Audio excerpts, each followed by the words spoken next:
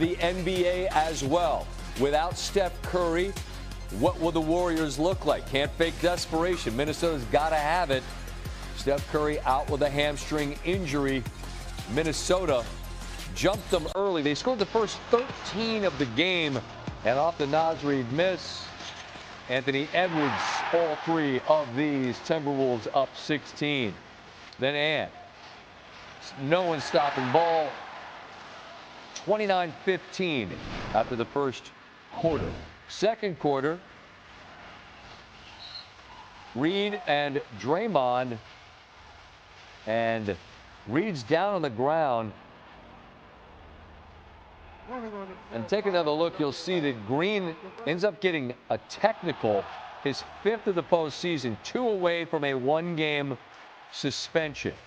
Halfway through the second, it's all home team, but this is a moment where everyone in the building's holding their breath as Edwards, when he lands, you'll see Trace Jackson Davis lands on his ankle, and Edwards laid there for a long, long while before he would limp off to the locker room.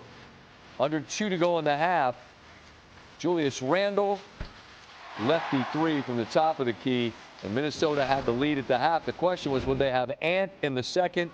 Yes, they do. And the Warriors do try to mount a comeback. They're within 13 off the miss. Jaden McDaniels all alone with a throwdown, and the lead's 15. Actually got as close as 7 at one point, but Minnesota cruises in this one. There's Edwards. He had 20 points, 9 boards. Then it's Randle, who had 11 assists. You saw the one a moment ago, and 24 points. Here's Ant on the importance, the necessity of a Game 2 win. I think it was the biggest game of our career, so I think we needed it really bad. We've seen you go down before and get right up. Did that one feel different at all? Or yeah, that one was bad. Y'all see, he like stepped on my foot, so yeah, that one was crazy. But yeah, I'm not gonna lie, D. Hines, I don't know what he be doing, but my physical therapist, he the best in the world. Yeah. Lots of ways that being an elite athlete pay off, and being able to shake those things off certainly is one of them. I thought we were pretty consistent there with everything other than the beginning of the second half. Other than that, it was exactly the response that we needed. Finchy Laga. Minnesota started the game, as I mentioned, 13-0 run. Did not look back. First wire-to-wire playoff win in more than 20 years. MVP Kevin Garnett led that squad to the first conference finals appearance in the history of the franchise. On the other side of it, Steve Kerr taking inventory on what has been a very eventful week and change for Golden State, heading home tied at 1. It's a hell of a trip, to come in here and split the first 2, coming off of a 7-game series, winning Game 7 on the road, and then starting this series 48 hours later. We couldn't ask for much more. I mean, this was very predictable how Minnesota would come out tonight, and sure enough, it was like 13-0 before we could blink. I mean, they came out with incredible defensive intensity. We knew they were coming after us. This is how it works. You have to, try to withstand the rush, which we did. Cut it to 7 in the second half, had our chances, but it wasn't meant to be. Minnesota played a great game. It's their game tonight, so we have to respond. Joined now by Kendrick Perkins. And Perk, so few of these games in this round of the playoffs in particular have gone the way you kind of thought they would. Maybe OKC, Game 2 at home, they're not going to lose 2 in a row, and they house Denver. Mm-hmm. And with no Steph Curry, after Minnesota drops Game 1, they got to win this game, and they do. Was this script the script that you think we will see moving forward in the absence of Steph? I do, Scott. And for the Minnesota Timberwolves in the locker room, we call these type of wins professional wins, right? The wins that you're supposed to go out there and get. It's called being a professional and doing your job. And that's what Minnesota did tonight. And I was more impressed by the growth of this squad, right? And especially Anthony Edwards. We know he could go out there if he wants to and get 30 a night and shoot up a whole lot of shots. But as a team, they had 33 assists. That's growth to me. And right now, he's not forcing anything. You know Golden State is going to come out. They're going to play zone. They're going to put 2 people on them. And he's trusting others. If they're trying to make a deep run, which I believe they will, Scott, then that trust has to be there, and it has to start with Anthony Edwards. And by the way, shout out to him for responding in great fashion after being called out publicly by his head coach. Yeah, so, you know, he received the criticism and responded professionally. I'm with you on that.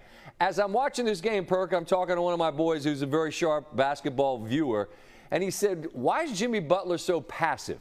He said, this is a guy that's capable of hanging half 100 on a nightly basis if necessary. I found it odd. What did he take, 5 shots in the first half? What'd you see, or what didn't you see that you want to see from him?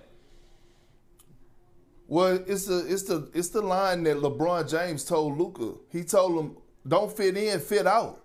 Jimmy, they need you to fit out now, right? Like, you're not the second option. You're not the Robin. You're the Batman. 13 shot attempts is not going to cut it.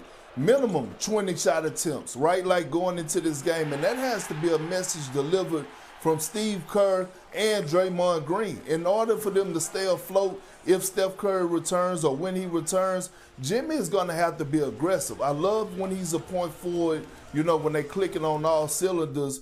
But to be on the road on the game 2, you look for your guy, your franchise guy, your number 1 option to set the tone early. Jimmy didn't do that. But I believe he will do that at home in one of these games, games 3 or game 4. We will be talking about Jimmy Butler. He will be going viral because he will have him a 40-piece night. I feel like that's required, Perk. I don't know what other recipe there is for them to win in the absence of Steph. And the way Curry explained it is like, look, this is not going to be a short little stint on the bench. You can't hurry this up. So it's going to have to be that. Is there any other recipe that makes sense for Golden State to get a win if it's not Butler going crazy?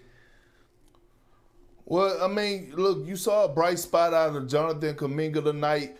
Right, but we didn't see the Buddy Hield that we saw the last 2 games that's been averaging 27 points. You know why, Scott? It's a lot different now when you have the primary defender on you. You don't have the third defender guarding you no more. Now they actually putting the game plan around you. So what is Steve Kerr going to do? Like, what is he going to draw up to get these guys going? Because, you know, outside of Oklahoma City, Minnesota is the next best team in the Western Conference as far as having elite wing defenders, especially that damn Jaden McDaniels, 6'9", that could touch his ankles standing straight up. He's a problem.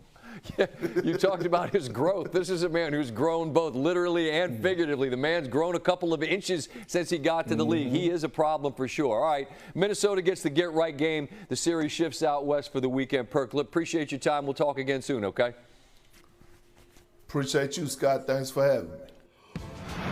Another significant storyline, as we showed you in the highlight, the Draymond Green technical making contact with Naz Reid's face. That's his 5th technical. He was visibly upset with the call. And after the loss and after the game, Green had this to say at his locker. I look like the angry black man. I'm not an angry black man. I'm a very successful, educated black man with a great family. And I'm great at basketball. I'm great at what I do. The agenda to try to keep making me look like an angry black man is crazy. I'm sick of it. It's ridiculous.